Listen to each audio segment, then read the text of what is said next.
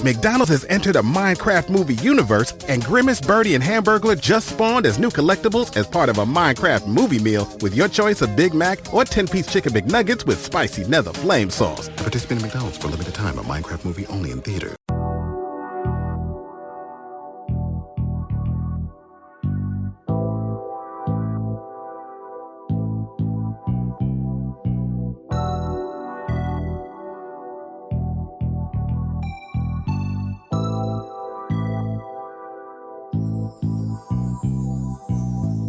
I woke up feeling wealthy today. My bank account might not agree, but hey, that shit on the way. Me and my niggas laying brick on top of brick till we straight. If you the type that play the victim, you can't come in my space. You know this game ain't for the weak, it's hard to carry this weight. I keep my balance through the ups and downs, I'm never gonna break. You feel the purpose in my spirit when you look in my face. Cause this ain't a second, I can waste, I'm putting food on plates. Fumbled the bag, I still ain't got that disappointment to shake. So now I'm trying to double up on every dollar I make. Money don't buy you happiness, it sure don't take it away. I'm smiling hard as hell every time I step in the bank. We can't be making reckless moves, cause there's so much at stake. When you got some shit to lose, your decisions gon' change. Cause every action got a consequence, consider your ways. Hardest thing to do in life is elevate through your pain. I can relate to feeling like your life is stuck in the phase. Giving effort, but results just keep remaining the same. Have some patience with yourself, shit ain't as bad as you claim. I seen the homeless nigga smile while he was standing in rain. This is all about perspective.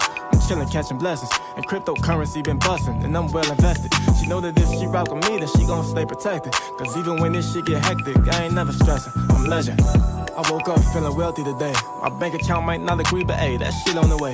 Me and my niggas laying brick on top of brick till we straight. If you the type that play the victim, you can't come in my space. You know this game ain't for the weak, it's hard to carry this weight. I keep my balance through the ups and downs, I'm never gonna break. You feel the purpose in my spirit when you look in my face. Cause this ain't a second, I can waste, I'm putting food on plates. Meal. Welcome everybody to another episode of the Black Wealth Renaissance podcast. Your boy David Bellard, 1/4 of the Black Wealth Renaissance, checking in with my brothers. How y'all feeling, fellas? What's good? It's your boy Jalen, man. Another quarter of the BWR podcast. I'm feeling great. I was kind of like under the weather this week, kind of congested, but I'm feeling good, y'all. It's because he turned up too hard for his birthday. Oh my God. Yo, what's good, everybody? It's your boy Kelly here, checking in on a lovely Saturday. Got a great podcast ahead of us. Been feeling good, feeling great. You know, how you doing over there, Jared? Hey, man, I'm feeling great over here, man. It's another quarter of the Black Wealth Renaissance. Your boy Jared checking in. Hey, Kelly, well, I see you sporting that nice new polo over there. Can you tell me a little bit about that? What was that, man? What's that man?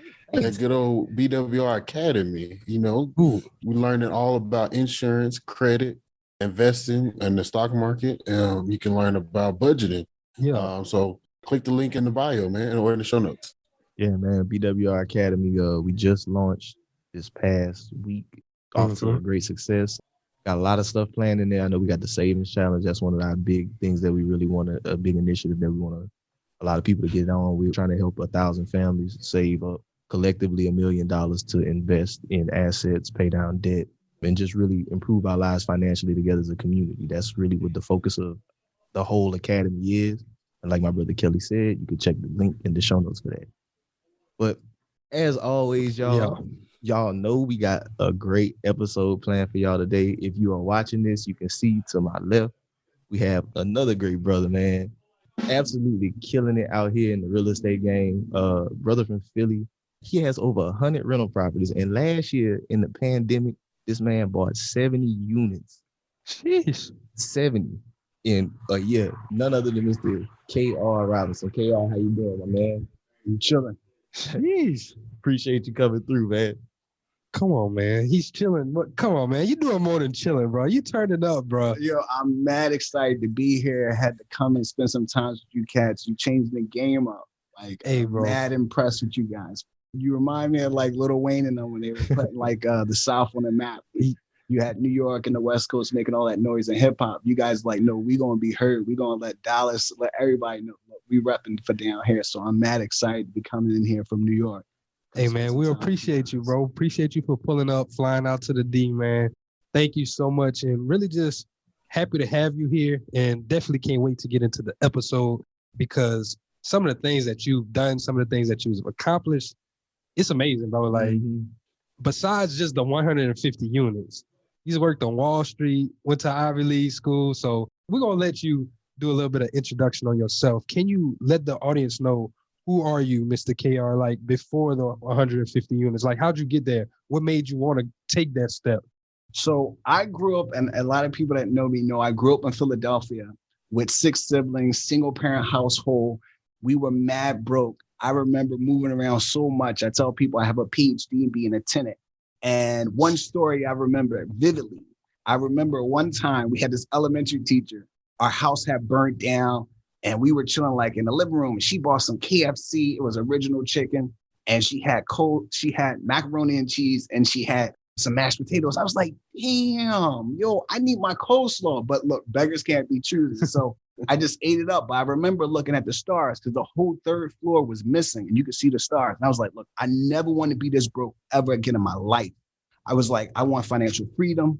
I want to be able to build a legacy. And from that moment, I started busting my butt. So I went to public school, just worked really, really hard, bust my butt off, working part-time while I was in school. Then I got a scholarship, went off to Bowdoin College in Maine, bust my butt off, then went to Wall Street and was able to work at Goldman Sachs. And it was crazy, like the things I was able to work on. And then I said, look, I'm going to go into real estate because when I was growing up, you would see like crack kids, you would see like drug dealers, you would see bus drivers, you would see businessmen, homeless people. All those people had to be replaced.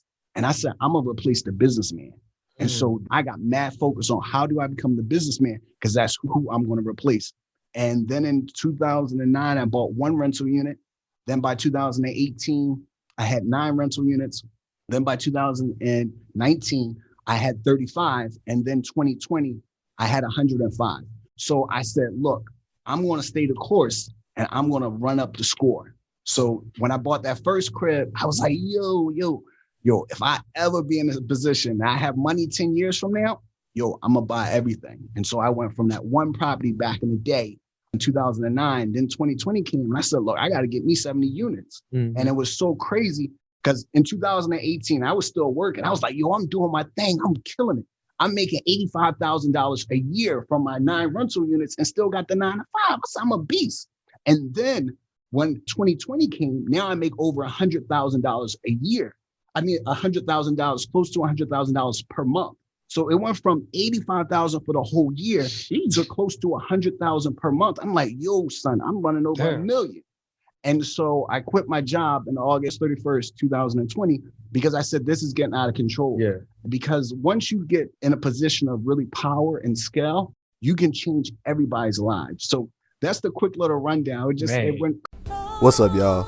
It's your boy David with Black Wealth Renaissance. And I'm here today to tell you guys about Anchor. If you haven't heard of Anchor, it's the best place to make a podcast.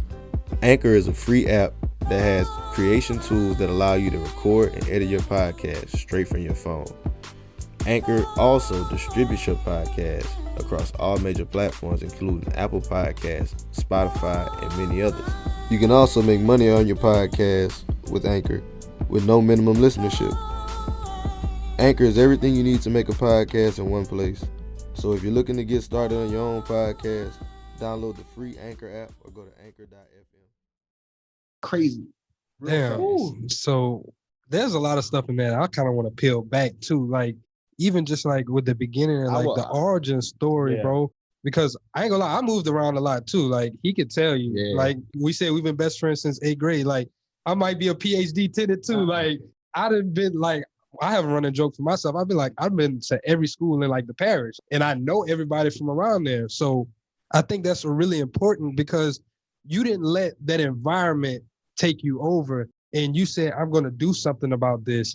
And you decided that day. How old were you whenever this happened? So that happened, maybe I was like kindergarten. So that's probably, what is that, like 6'5" or something? 5 or 6 years. That young. Yeah. Damn. So you're that young, and you had the wherewithal and the mental process to say, I never want to be in this position again. Never.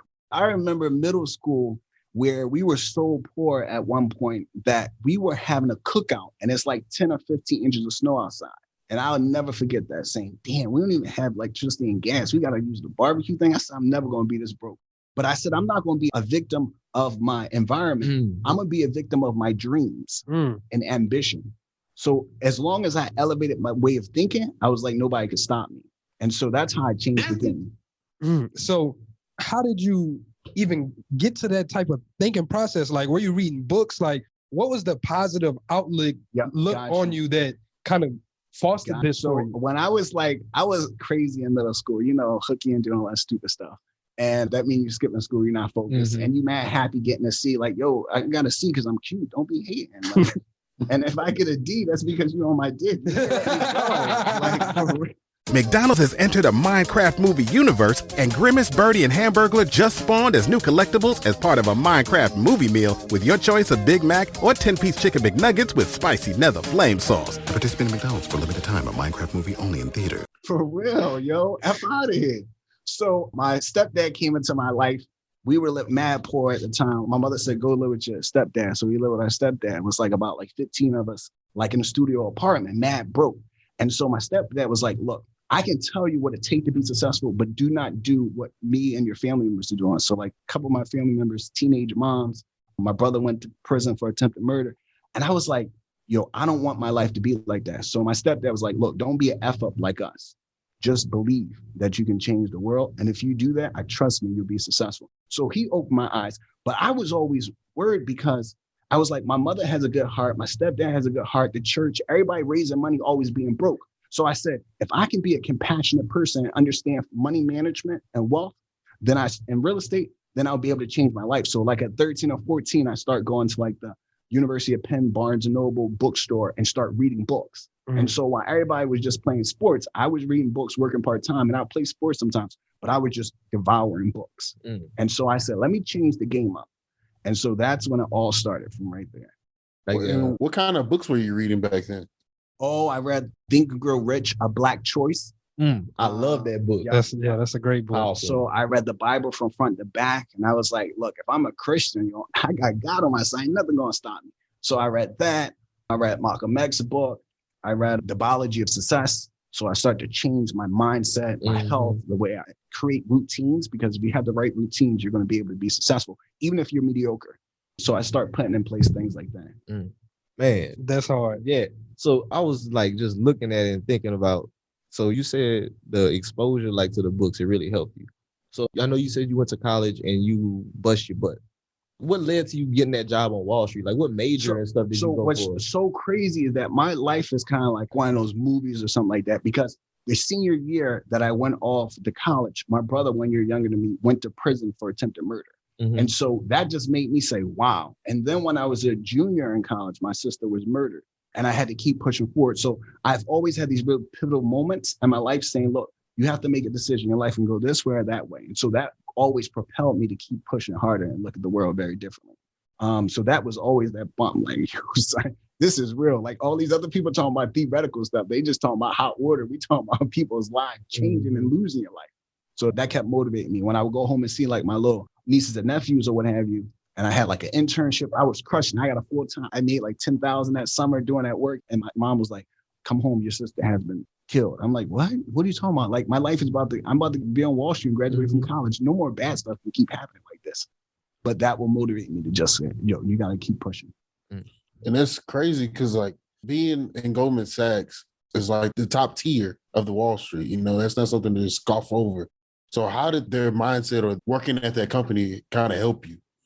That was crazy because it was wow. It was 300 people in the front office doing the investment banking. I was doing they'll hire people, they'll put you in HR and stuff like that. But we had 300 in the front office from around the world that came to New York for training.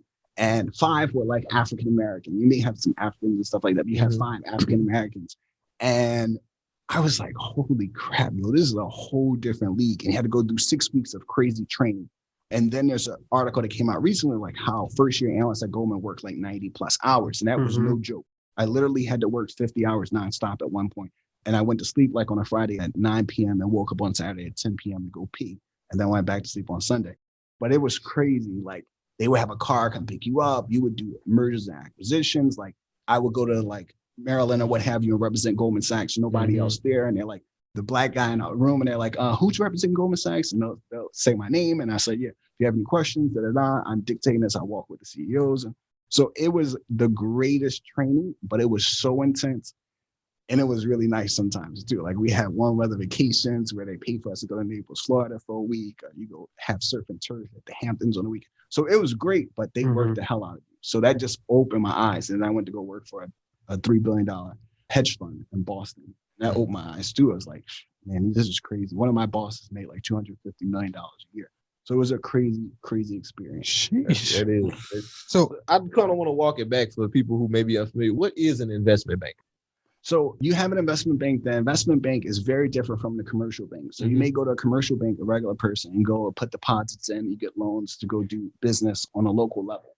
The investment bank, what they're doing is advising large corporations primarily. So it'll be like Amazon will come to them and say, we want to acquire this other company, or Google will come to them and say, we want to sell part of our business. So when you see these big transactions, these multi-million-dollar and billion-dollar transactions on the Wall Street Journal, they're being advised by investment banks. And the investment banks will also provide them with advisory services. So they'll be able to coach them throughout the whole year, talking about this is what you should do strategically in terms of your financing. And they could also provide financing as well. And they'll say, this is what you should do for your treasury. So they'll give them advice on how they can manage all their money. So the investment banks is pretty much what we have at the commercial banks for regular people. The investment banks serve for the big corporations as their advisors and work on the deals to put the transactions together. That's some high level stuff. So I kind of want to talk about like mergers and acquisitions, because this is something that we don't really understand or really get into in the African-American community. So like with mergers and acquisitions, how can we benefit from some of these things? Like a lot of times we start businesses just for a livelihood instead of thinking of starting a business to sell it off so it can be acquired by a larger company. And you don't understand like how that could really change your life. Yep. Like with Ring and with Amazon, they acquired Ring and like, yes, he gave up the business, but he got a lot in return as well. Yes. So in our community, what you can have is, so for instance, you have the Black Wealth Renaissance. You also have like Black Real Estate Dialogue. And those are two different podcasts. Someone can come along, maybe KJ Consultant, and I say, I want to buy both of you. So I want you guys to keep working. You get to work on for the next 5 years. I'll pay your salary. I want Sam to keep working for the next 5 years. I'll pay your salary. But you guys may be able to walk away. You're young with a few $1 million. You're like, yo, we came up, so like, this was nice. Then you guys can go start another venture. Or the other thing you guys can do is the two of you guys can just merge. And so your two audience probably will give you a larger platform that you can have more sales and actually go and be able to negotiate and say, look, I have 500,000 followers. He has 60,000. Now we probably have almost close to 600,000. Now we're going to have a conversation with McDonald's or a conversation with Amazon and say, we want to have a relationship with you. We'll promote your stuff on our website, promote your stuff on our platform for this amount of money. Or you go to HBO, because there's power in numbers. And so as companies decide that they want to move to the next level, you think about mergers and acquisitions, and also exit strategies. Like a lot of people, you get excited about the beginning, but you don't know how the ending is going to be because you never thought about it. So you may decide to merge, you may decide to sell, you may decide to do partnerships. And that's how I think we should think about it. Or you may have a certain real estate type of business. And you, like one of my good friends, he's really big in storage. I do apartment buildings. And he said, how about the two of us decide to go and buy a commercial real estate brokerage, which we can be one of the largest brokerage firms inside the state of Pennsylvania. So it's like thinking like that. How do we think beyond just this day to day where we're trading time for money? We're so obsessed with that. And we want to push certain products instead of sitting back saying, all right, I can make money with my hands. I can make money with my mind. But then how do I make money using my money? And so how do we get to that level? Right. Now you got me really thinking about Reginald F. Lewis book. Reginald F. Lewis, like the way he was talking about it makes me think about a scene in there where he was talking like that, where they acquired Beatrice Foods. Yeah, Beatrice Foods, where he was just saying that that's what he realized the real game was. It's like he had his daughter in the factory with him. He was like, we make this ice cream for 2 cents a cup and we sell it for $3. This is how you make your money, make money. We don't have to work none of this. I just make money. Like for instance, I bought my largest apartment building. It's a 24 unit. I bought for $1.78 million last year.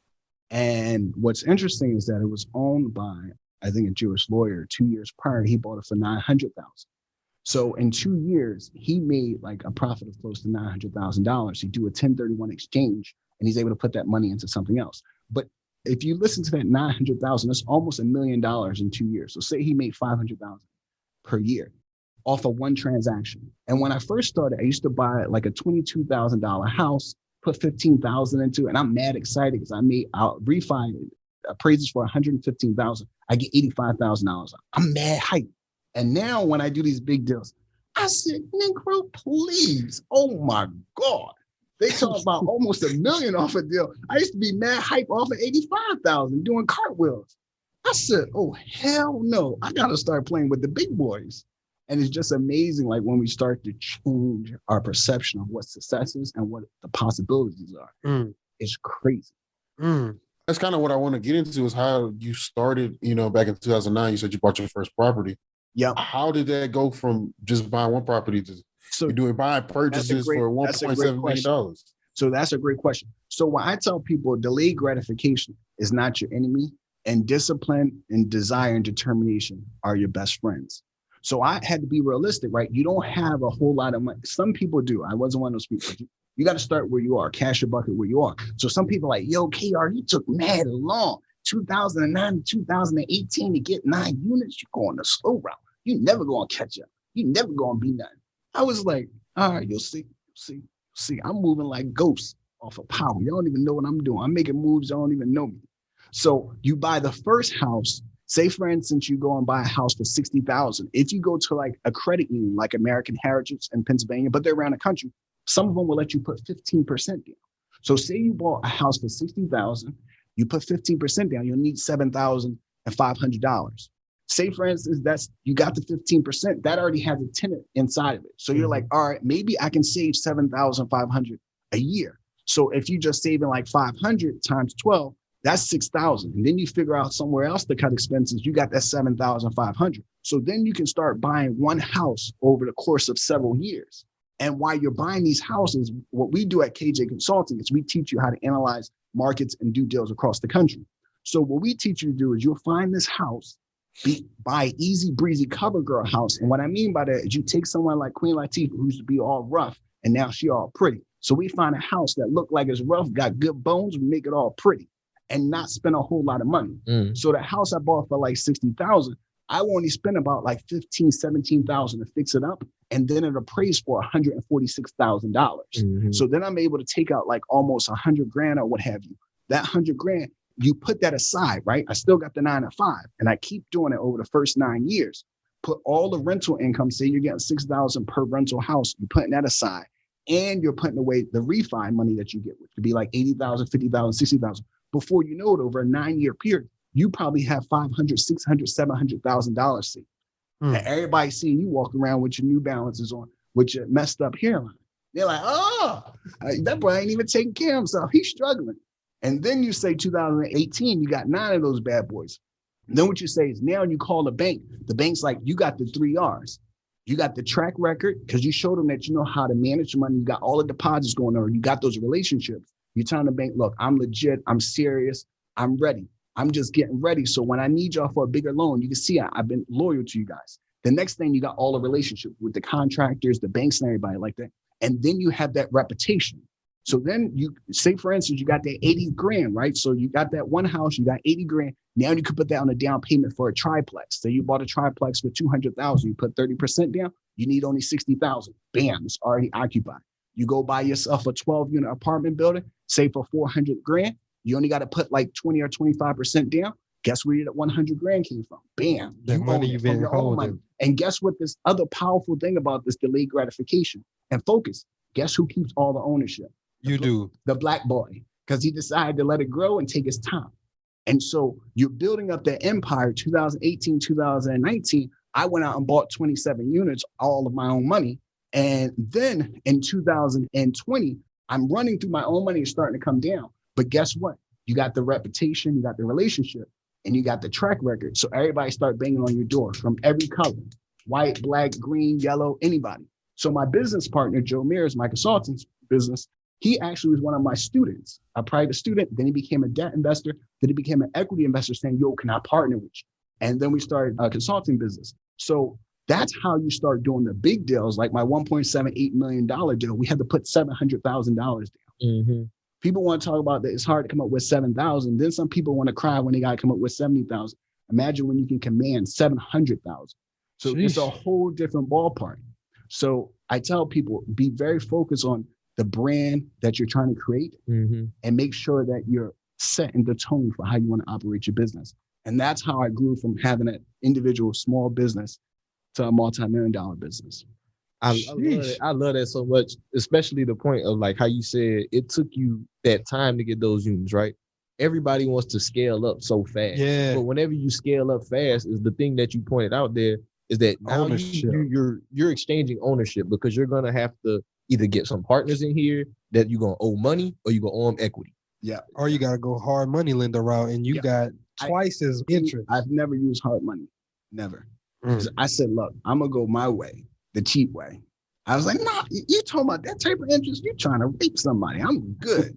I'm gonna just go the slow route. Did that intelligence come from your years on Wall Street as well? Yes, a combination of the years on Wall Street and a combination of all that preparation when I was like 13 or 14, getting ready for the game. But another thing that we don't really know, that why we get stuck in playing in certain areas like the 1 to 4 units, is because we don't really understand how to run a large scale business. So we don't understand what it takes for the bank. So my business partner, he had 0 units in 2018. He decided to partner with me. Of course, you got to give us some equity, come work with me. But now he had 60 doors. So the other thing we have to learn is that understand who you should partner with, but also understand how it works. So what people don't realize, if you want the bank to give you $1 million for an apartment building, they have a number of things they're going to require. 1 is that you have some experience. 2, that you have the down payment. And 3, that you have the net worth.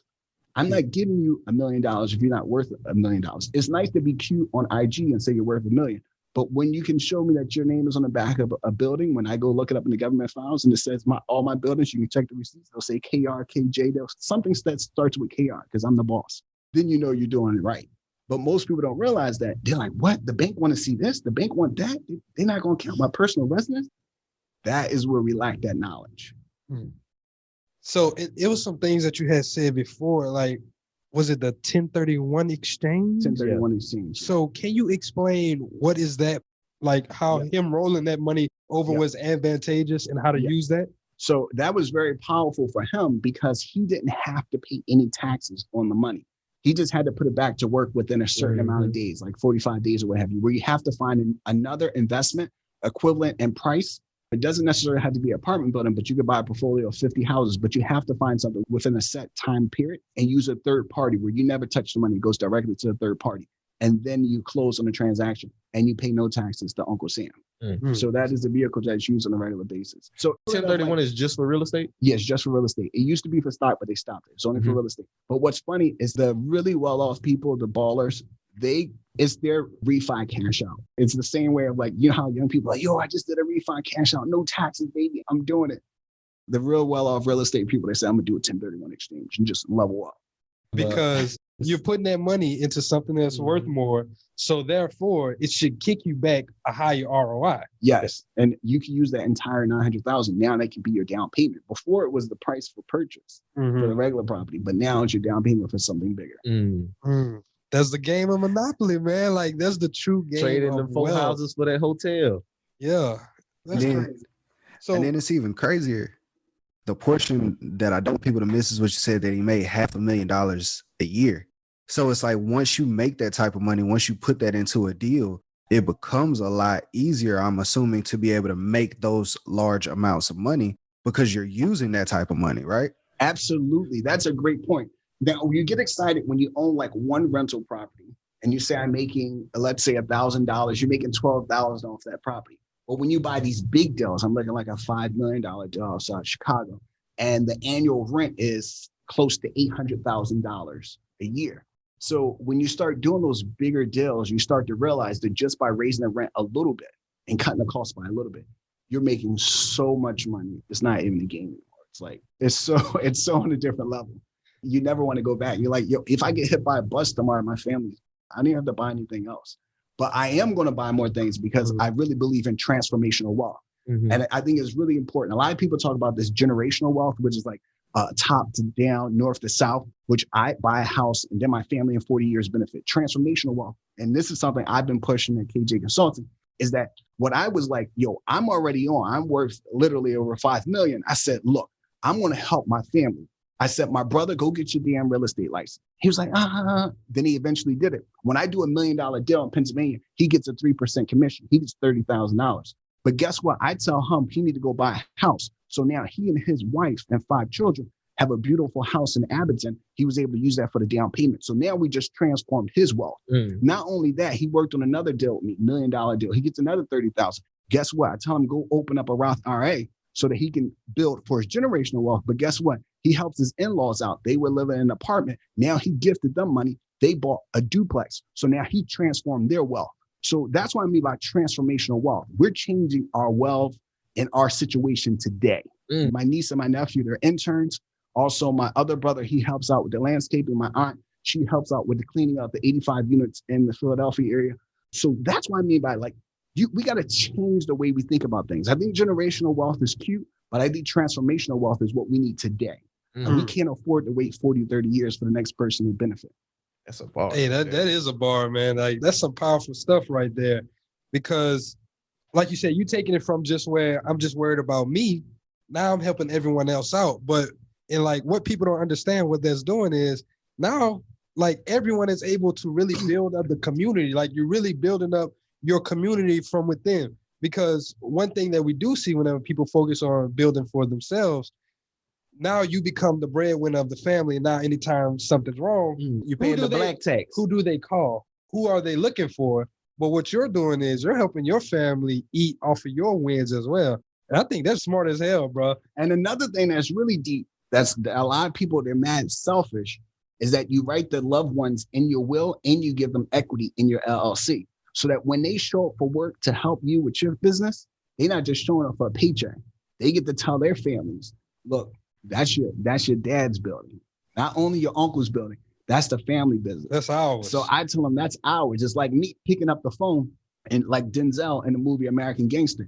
And they said, boy, your brother's on the phone. Get on the phone. Get on the phone. He wants y'all all to move up to New York. What I'm doing is getting on the phone, calling my family. I want y'all all to move up to the $1 million role because we're no longer going to be on the bottom. So people say, what's your legacy? I'm not self-made. I'm community-made. So when my family members become multimillionaires, that's my goal. I already left that. I'm good. The NBA playoffs are here, and I'm getting my bets in on FanDuel. Talk to me, Chuck GPT. What do you know? All sorts of interesting stuff, even Charles Barkley's greatest fear. Hey, nobody needs to know that. New customers bet $5 and get $250 in bonus bets if you win. FanDuel, America's #1 sportsbook. 21 plus and present in Virginia. Must be first online real money wager. $5 deposit required. Bonus issued as non-withdrawable bonus bets that expire 7 days after receipt. Restrictions apply. See full terms at FanDuel.com/sportsbook. Gambling problem? Call 1-800-GAMBLER. Hey, man, that's powerful as hell. I want to know, what was the inspiration for real estate, though? Because being on Wall Street, you could have easily got wrapped into the stock market. You know what the motivation for real estate was? Growing up mad poor. And I remember my stepdad talking about, man, I know this neighborhood going to change, or just seeing my family members and just seeing a struggle. And I was like, man, I want to own something. I want something tangible. I want to have something that I want to figure out there's a need in the community and I want to change it. Because I was like, some of these mentors are slumlords. They don't know what they're doing. I said, I can come back and buy this whole block or buy this whole neighborhood and change the whole game. Provide people with high quality housing. What I say is you're going to get a champagne experience paying liquor prices. So I'm going to give my community especially, but now I invest in communities with diverse people, because as you move up, you may start focused, but you're buying numbers. So you're going to start buying even more communities that are not predominantly Black. But that was the main focus at the beginning, was like, look, I got to come over and take over the block. Buy back the block. So for anybody, somebody that's listening, right, and they want to try to recreate this process, they want to try to create transformational wealth, what would be some of the first steps or something that you would suggest for them to do? Well, I'm 100% honest. I think that I basically joined social media in August of 2020 when I retired, because I said, look, I have nothing to talk about until I'm done with my own personal journey. And they were like, yo, KR, you got to get on social media. So I would say definitely follow KJ Consulting, because I'm dropping gems right now. Actually, I'm going to drop these 23 videos, which is going to be like the 23 lessons that led me to making over $1 million a year in real estate. And so I think that's going to be important, but also a list of all the books that I've read about business and real estate and leadership. So I think that's very important. Then I think we have a course. I think I had the best course in the game for real estate. Talk about it. It's like, I think we like the Apple of real estate. So KJ Consulting, we're doing a course 4 hours, virtual course. I teach you all my game plan, how I analyze a market. I have students invest in Columbus, Ohio. I have students in Maine, Indiana, Georgia, Maryland. We all over. I'm in Harrisburg, Philadelphia. Teach you how to analyze a market, because what happened is that we're so stuck and emotionally attached to where we're localized that we don't even know how to pretty much be nimble. We got to be able to go to any different market and make money. And so some cats don't know how to do that. So we teach you how to analyze the market, give you our Excel templates. And then on top of that, we give you case studies on how I did certain deals, my business partner deals. We just plug the numbers in. But guess what? It's not a one-night stand. Sometimes you get the course and they tell you just keep popping. I'm like, no, come back, because you're not going to embarrass me. So we're going to do check-ins for the next 12 months, once a month. And you only pay $349, one-time cost. Man. And people are like, yo, some people pay $5,000, $10,000 to keep. No, I'm not doing this to get rich. I'm doing this for my culture. But I think that you need to pay, because I think we have skin in the game. You're more motivated. Thanks. So I'm not trying to make you broke. I'm trying to teach you so that we can create this movement. So that's what we do at KJ Consulting. We teach you my template. And I don't know everybody else's template. They may not work, or they may, but I know mine work. You don't have to be a genius. Hey, that's a $5 million template for $300. What is even more incredible, you get that ongoing access to not just send us questions, but you get access to our team. So our lenders, our mortgage brokers, our property managers, you're getting all access to, you get the full package, because I want you to walk away and say, damn, yo, that cat changed my life. Like, he didn't come in here and try to rate me. I don't know how people, no offense to those people that want to charge $10,000, $15,000. How? Some of your students only make $10,000, $15,000 for the whole year. You take 100% of their income. How are they supposed to come up? Yeah. But let me stop. No, bro, that's facts. Look, and like, for everybody that's listening right now, like, our people, our BWR people, can we get like something special from, like a little BWR code? Tell them like click down right now and get that if they really interested, because I know you've been on here dropping gems, bro. Like, you've been educating, and I know that a lot of people could benefit from that. Well, since you pushed this, I will tell my team to give you like a code. Will be like BWR, and then you guys will get it. Just come on, y'all. Hey man, appreciate that, my brother. Y'all can't say we don't never do nothing for y'all, man. It's true. The thing is that it's not rocket science. It's just that the people that do have the knowledge, they sometimes don't want to school us, and that's what keeps us from being behind. It's so, to me, it blows my mind. I'm like, yo, imagine you can help, like how y'all gonna help 1,000 families. That's why I say, if I can help 1,000 students just change the game for the whole family generationally, it's not even worth it. Transformational. It's so that's what I'm trying. And to are you teaching them the transformational technique as well? Oh yeah, in the course, we're teaching how to build your team. So we're gonna give you the questions, tell you like what you should ask your property manager, with your broker, with your family. How do you think about putting together a team? So the transformational wealth is understanding the key elements of truly building wealth. And it's an ongoing, like a 12-month thing. So we're there to ask you questions, push you, tell you what you should think about when you're talking to the credit. Like we had one student, she said, I applied to this one credit union, they rejected me. I said, go talk to another one. She was like, what do you think? I'm nervous about this. We'll cut back the loan if you think it's too big. And she's like, oh my goodness, it's not, you really care. It's like, you're not charging me every time I ask you a question. I said, no, because you took the course and that's what we want to do. Now, after 12 months, the training wheels come off and you're on your own. But that's still a whole year. Like a whole year worth of like training. Like, come on, man. We're Like, not gonna hold you forever. Yeah, you got to grow up at some point. Let go the hand. That's dope as hell, bro. Before we get back into the journey, I gotta give a quick shout out to our sponsor, man. Aspira Water. We over here drinking on the alkaline water, man. That 9.5 pH, good for your insides. Trying to keep yourselves healthy. Y'all look into that Aspira Water. We got the discount code, guys. I don't know if y'all knew, but we got the discount code. Oh, yeah. I didn't know that. Discount code BWR10, correct? Yes, sir. Shit. Yeah. Hey, man, that's a whole other blessing. Look, hey, man, down there in the show with all of these discounts. Hey, man, I better go get y'all some water, man. The best way, man. We can circulate the dollar. Black-owned water company. You feel me?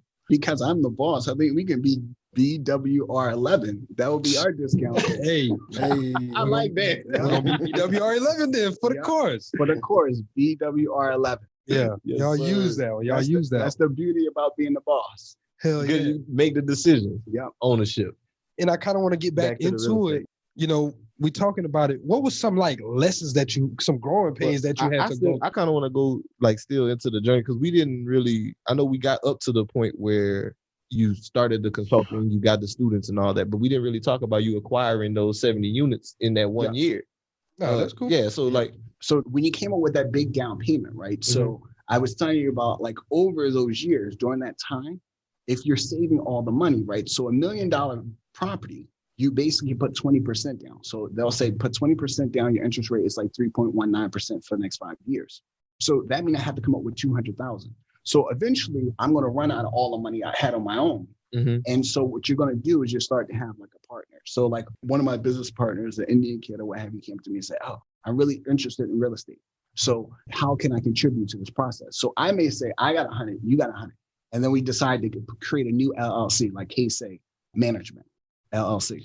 And so we'll put together, that's for the down payment. And then we'll come together and say, how much do we need for the rehab? So we may say we need to do some renovations, even though most of my properties are 85 to 100% occupied.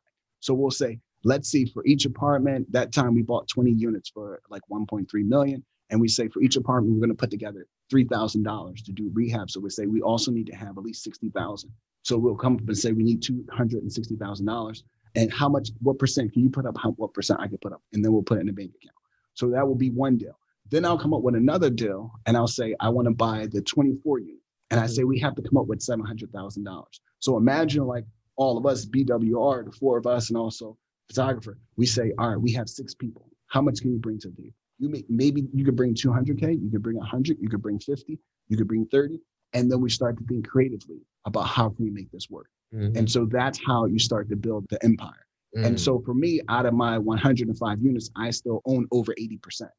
And so that is a lot of ownership. So you'll hear a lot of cats say, I own 500 units. And you say, how much you own? I own like 3%, but it's still 500. I'm like, you don't really have. You're part of a syndication deal more, yeah.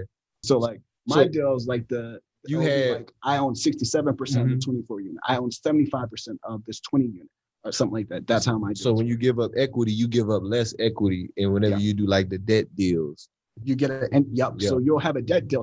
I was just about to ask about the debt deal. A family member or a friend. So when I do an equity deal, I tell people I have to date you before I marry you. They be like, yo, what you mean? I got like 50 G. What you mean? I'm like, nah, son, I'll give you 6% interest. We can hang out for a bit, maybe a year. I'll let you know if I like you. I'm like, I might not, you might get on my nerves. You might ask too many questions. Or you might be helpful. You might be missing some payments. Yeah, and then I might get on your nerves. But after that, then I say we could do an equity deal where we decide to do a partnership to buy an apartment building. So then after I give you your money back and I paid you your interest and I like you, then I'll decide to keep working with you. But you could get a family member, an elderly person, someone who has an IRA that has extra money that believes in you as a young person. Say, look, I believe in you. I like you as a young boy. I'm gonna hook you up. I'm gonna give you a private loan for like 50,000, 5% interest, 6% interest. Pay me back in a year. You pay me back in a year, I may give you 100. That could be your grandma, it could be anybody. As opposed to going to a hard money lender. And that's what you would call a debt deal, right? That would be a debt deal. Yeah, like they give you the 50 for the down payment. Yeah. You give them back the 5 to 10%. Yeah. And then everybody's good. Never we washed our hands. Like 5 to 6 or 7. Yeah. Okay. So 5 to 6 or 7, but everyone's good. Everybody's but good. The equity is whenever all the equity. But you do the debt deal. I got you. Then the equity would be, so say they came with the same 50, but instead they'll be getting some owner. Yeah. Yes. Yeah. I got you. I just wanted to clarify that for everybody. It's crazy because now I'm at a level. Back in the day, I would say, oh, you could be an equity partner if you gave me like a certain amount of money. But now it's like, it's got to be over 200K. And then I was talking to some people this weekend, may go to $1 million. So it depends. That's the great thing about being a boss. You can decide how much money people have to play with you. So just not playing my playground. There was something else I wanted to talk to you about, like with the way that you were structuring everything and like the leveling up, like with the 85% to 100% like occupied, like, is that something that you look for every deal? Is like a criteria? It's a criteria. That's a great And that's question. what I wanted to get into. What I do is I tell people, look, I know it's so sexy when y'all see people doing the full guts when they rip everything down to the studs. The HGTV. HGTV. Some people like, I'm running. If you watch my page, you'll never see me walk through Home Depot or Lowe's. But you'll see the people, I'm going through Home Depot and Lowe's. I'm backing up the truck and they feel like they're stars. I'm like, oh, hell no. First of all, I'm too damn lazy to do all that. So that will never happen.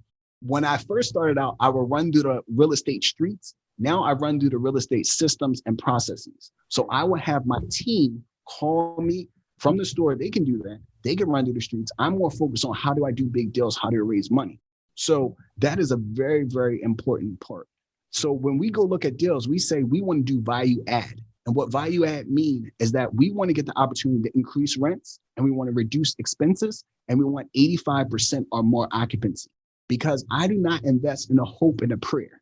Some people are like, oh man, you see that building over there? You see that land right there? There's complete land. We could build up in 3 years. We'll all be rich. I said, yeah, I think you're into the hopeful business. I see that building over there, been around about 50 years. I think we can clean it up, raise the rents, treat people decent, and we'll make a hell of a lot of money.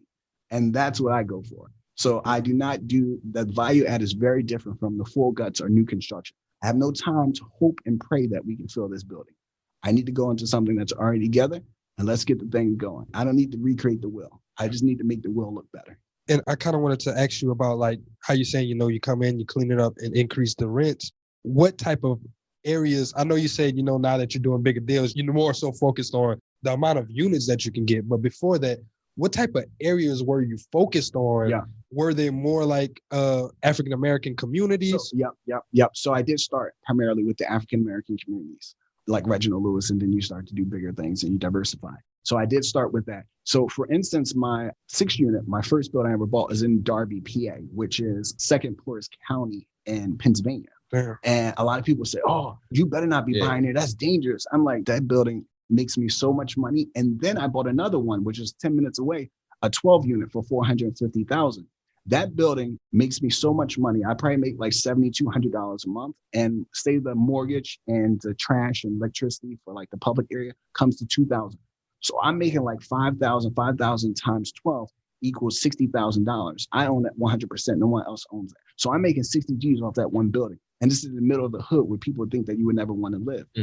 I did the analysis. You clean it up. These people care about their community. So what I tell people is that, look, if I buy in a town with 10,000 people, and now I bought a 24 unit in that building, in that neighborhood. So now I own like 44 units or something like that, or 42.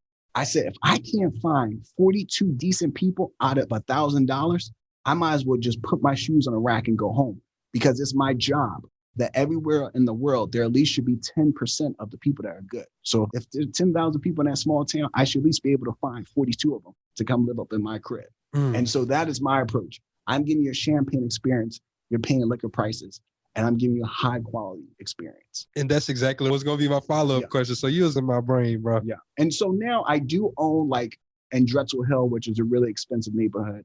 I own in different neighborhoods. Like I own in Midtown and Harrisburg, which is like the downtown shopping area. So of course you buy different things. I'm looking at something maybe on the waterfront, but I'm saying that is where I started, and I still invest in neighborhoods like that. And with those neighborhoods like that, like you said, you made so much money off that. Like on an ROI perspective, are the returns higher in the hood versus trying to go in these other communities? That building was like $450,000.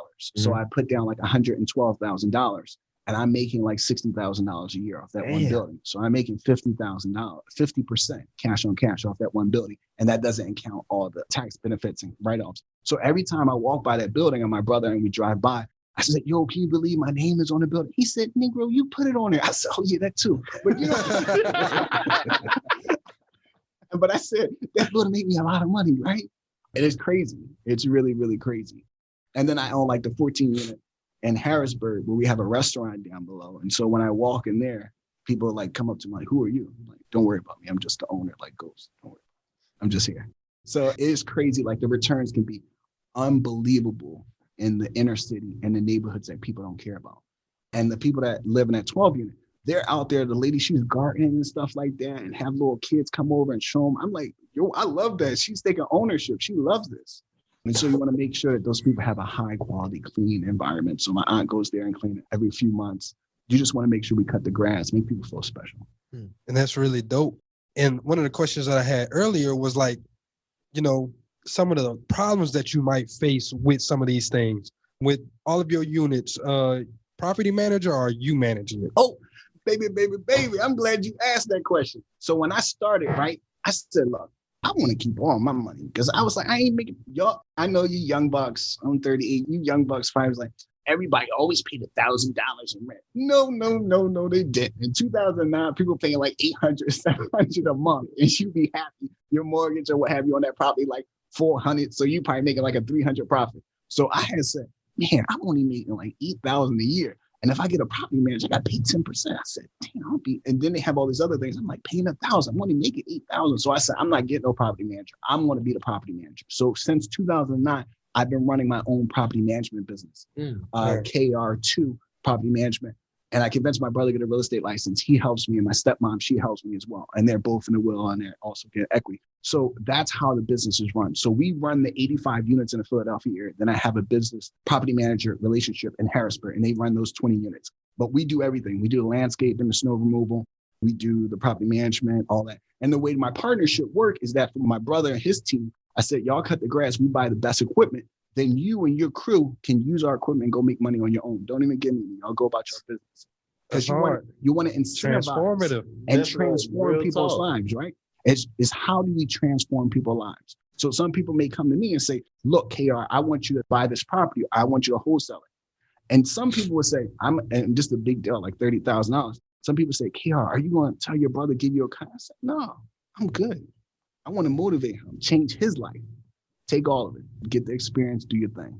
So that's how we do our thing. That's dope. That's dope. And I kind of want to talk about like dealing with not so ideal tenants too. Because we know that, owning real estate is not all peaches and cream. Especially buying into units that are already occupied. You know what's so crazy? And that's where in our course, we teach you about how to analyze and interact with tenants. It's so important, the beginning of the game. So how you prepare. Most of us be buying stuff and we only get to see one unit.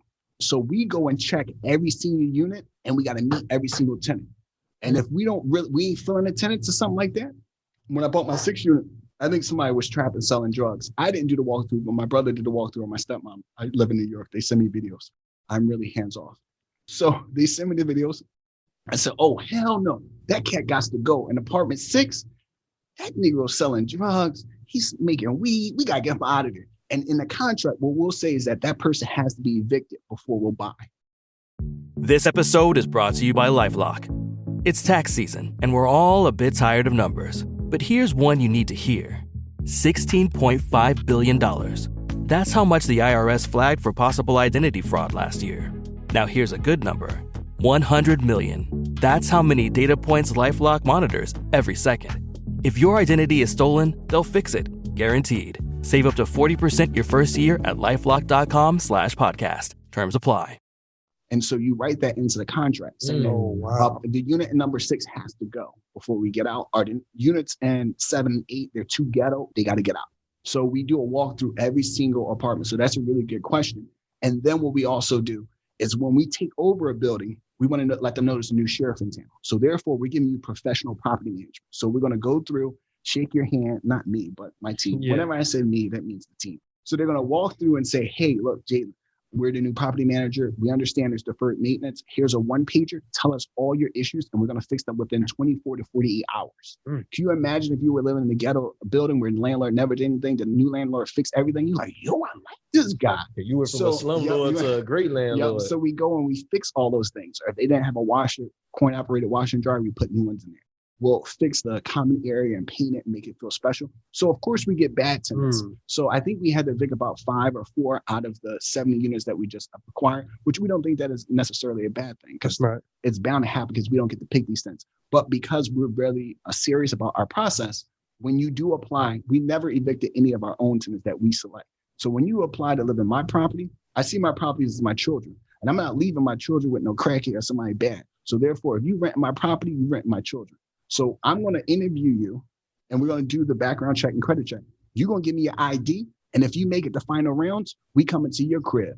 Whatever's on your ID, we're not meeting you at Starbucks. We're not meeting you at Pookie's house. We're meeting you at where you live. We want to meet you, use your bathroom, have a conversation.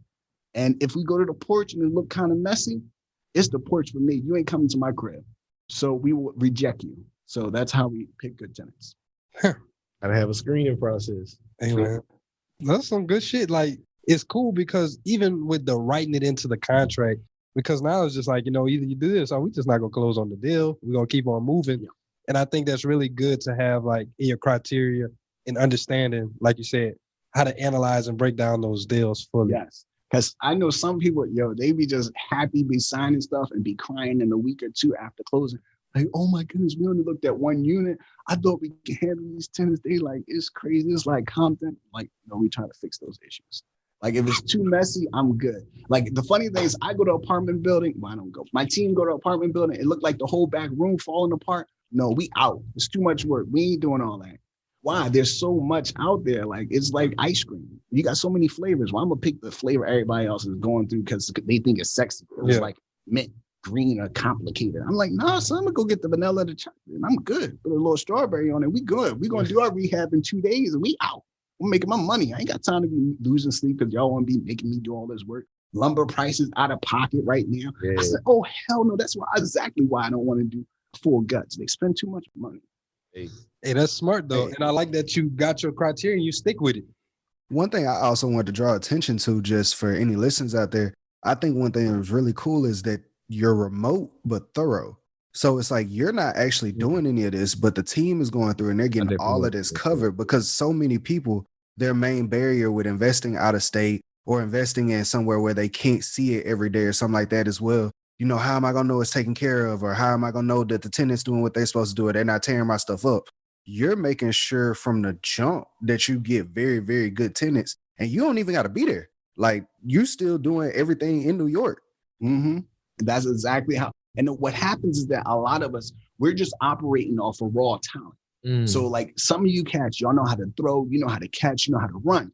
My job as your coach with KJ Consulting is to teach you how to become a better runner, a better thrower, and a better catcher. So you may be out there like Michael Vick and you be wilding out doing great in the game and then you wind up in prison. And I can be your coach and you go from Mahomes and you start winning championships. And so that's the same approach I use for my team and my family members. So they're learning all the different aspects of real estate. And so the team is being empowered. And so therefore I can chill. It's just like when you go and invest in Apple. When the last time you've been to Apple's headquarters? Never. I've never been. But I own over 100 grand of Apple. I own over 200 grand of Amazon, but I've never been to the headquarters. And so I use that same approach about how do we set up the frameworks, the best practices, and teach this across the board so I can really sleep. I like to go to the gym. I told somebody the other day, I said I didn't retire to be working. I said, I want to go to the gym for 2 hours. I might want to stretch now and do things that people do for 2 hours. I said, I don't even know what they do in the gym, but apparently I'm doing it now. And so I said, that's what I want to do. And I said, I'm shutting this thing down. What I got to work on a Friday? I said, this is over. This is over. I said, I'm not doing this. Work is shutting down the day at 4. And it started at 1. So, hey, man, boss decisions. That is some boss decisions. I did want to ask, so like, I know you said you were mentioning best practices and things of that nature. So how do you communicate that with all your team? Like, do you have like education portal or like an onboarding process that you could put them through? Oh, you mean for like the tenant? No, for your team. Oh yeah, we have it for tenants too. So when you move into our property, we give you a 1-pager on how to mop the floor, how to wipe the countertops. And it's surprising. A lot of people don't know how to do these basic things. So we give you a 1-pager when you move in, you're like, damn, this is a job. Yeah, this is how you maintain these things. You need to go get some Murphy oil for your hardwood floors. You got to get this from Home Depot for to clean your granite. So we train them, but also for the team, we have like a 1-pager on exactly. These are the steps you do whenever we go through an eviction. These are the steps you do whenever you go do this. This is the steps you do whenever you do this. If you work with the contractors, of course, because I used to do everything in the beginning in 2009, I started training those people up.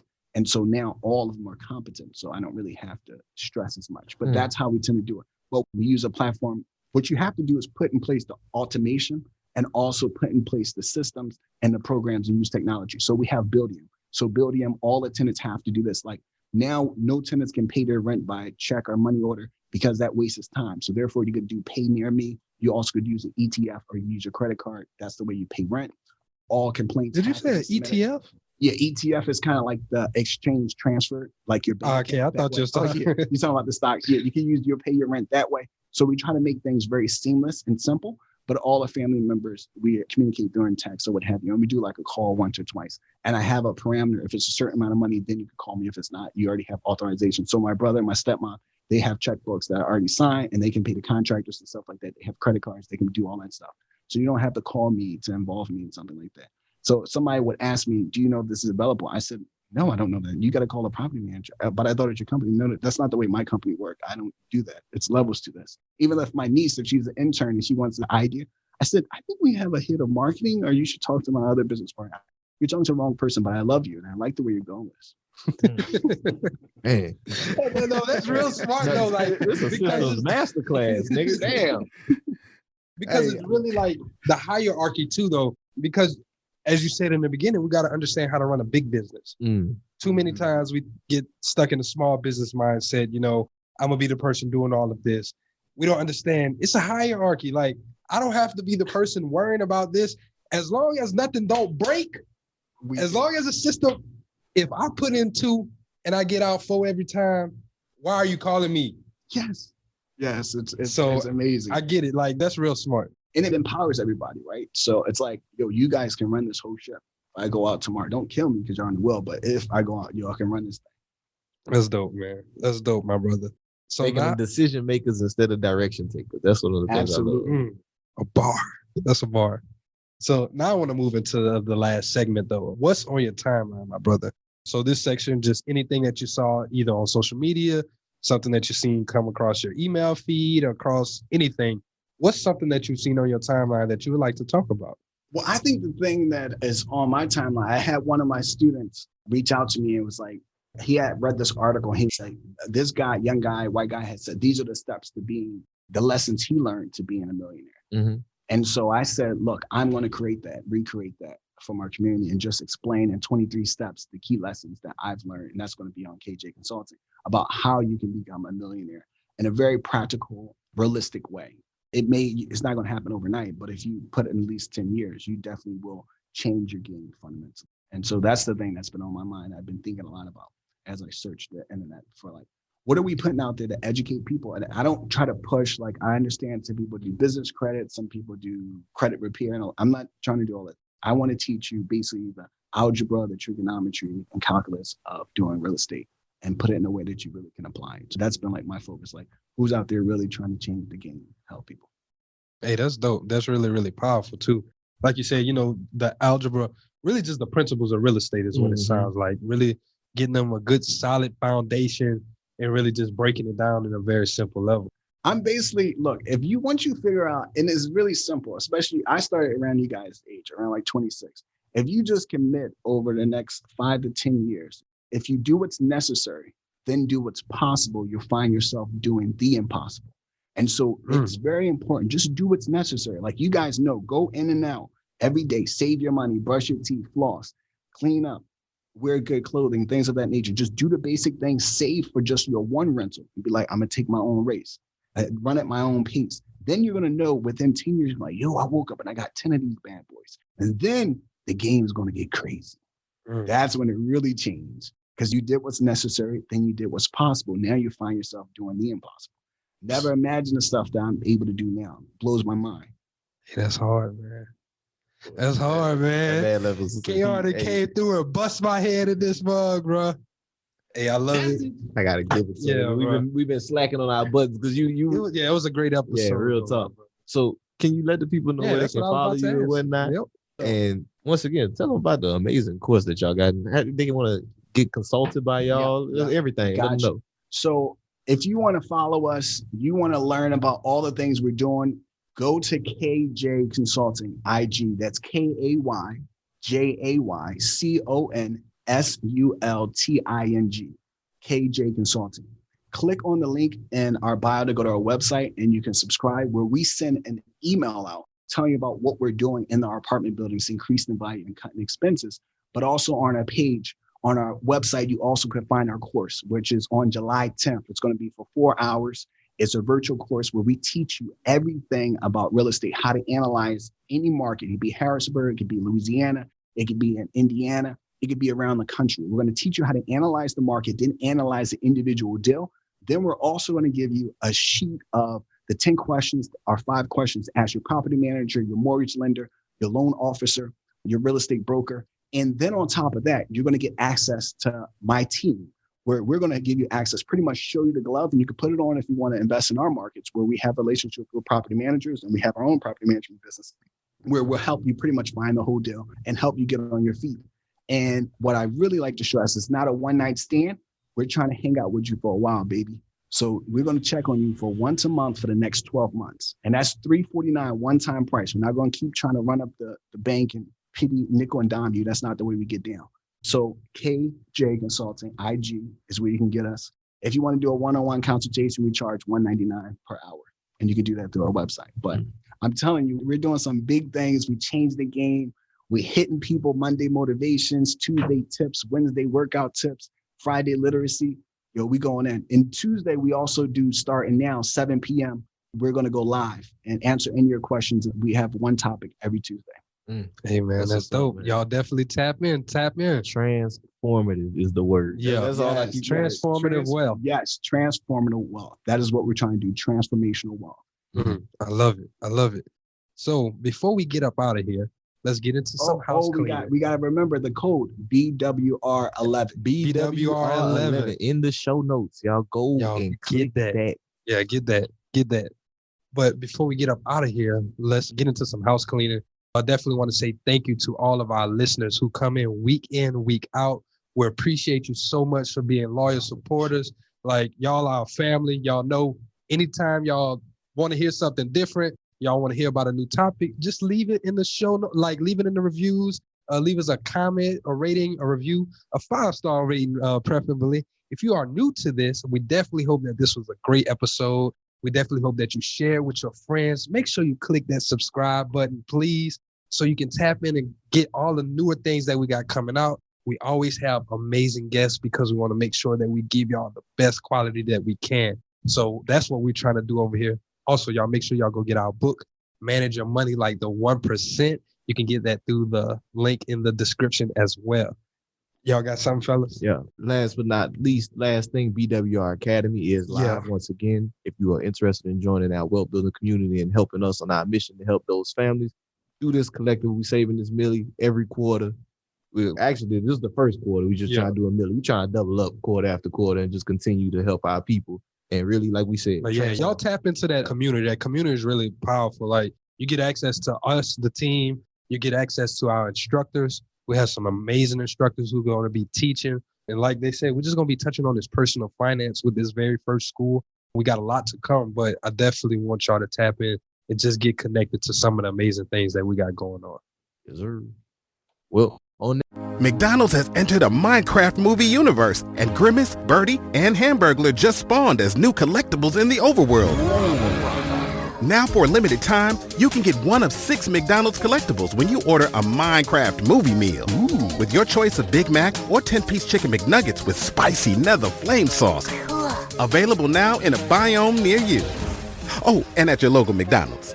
At participating McDonald's for a limited time. A Minecraft movie only in theaters.